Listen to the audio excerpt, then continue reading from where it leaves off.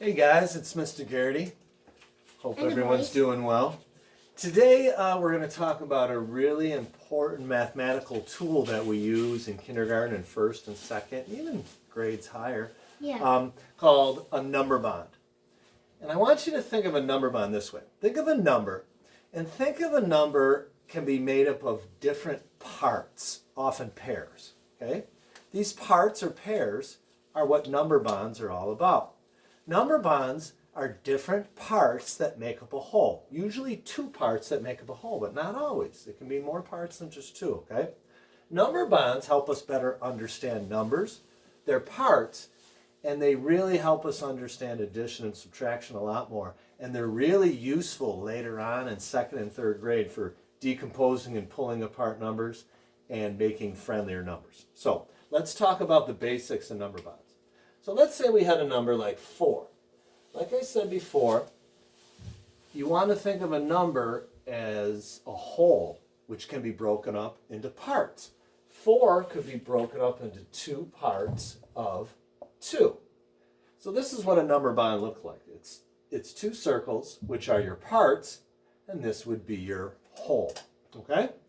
You could also look at 4 as being able to be broken up into two different parts.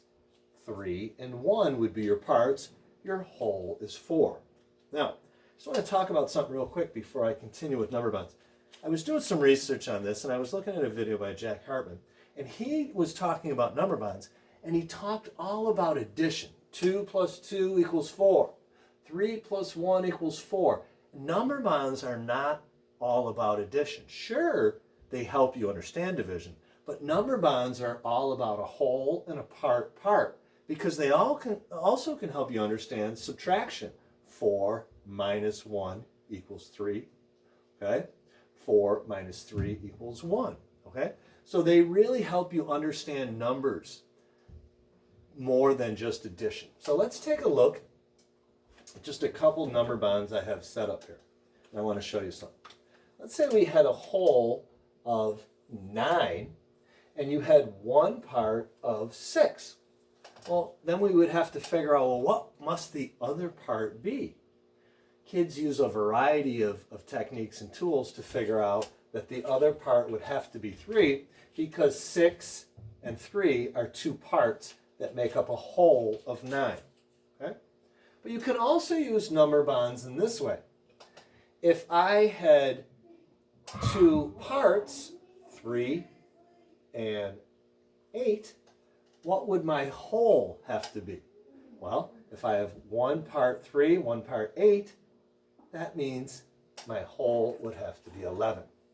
So kids start to really understand numbers, how to break up or decompose numbers, and how to use number bonds not only for addition, but for subtraction and for a lot of mathematical thinking. So, Sebastian, we're going to do a lot of work with number bonds over the next few days, aren't we? Yeah. You guys are really good with number bonds, and I'm going to show you how we can take number bonds even further and do a lot of mathematical thinking using number bonds, right?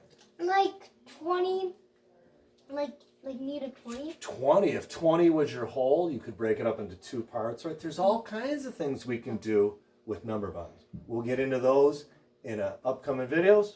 Mm-hmm. Thanks a lot. This was just an introduction to number bonds. Say goodbye, guys. Bye. Bye. Bye. I hope you have a nice day. Me too.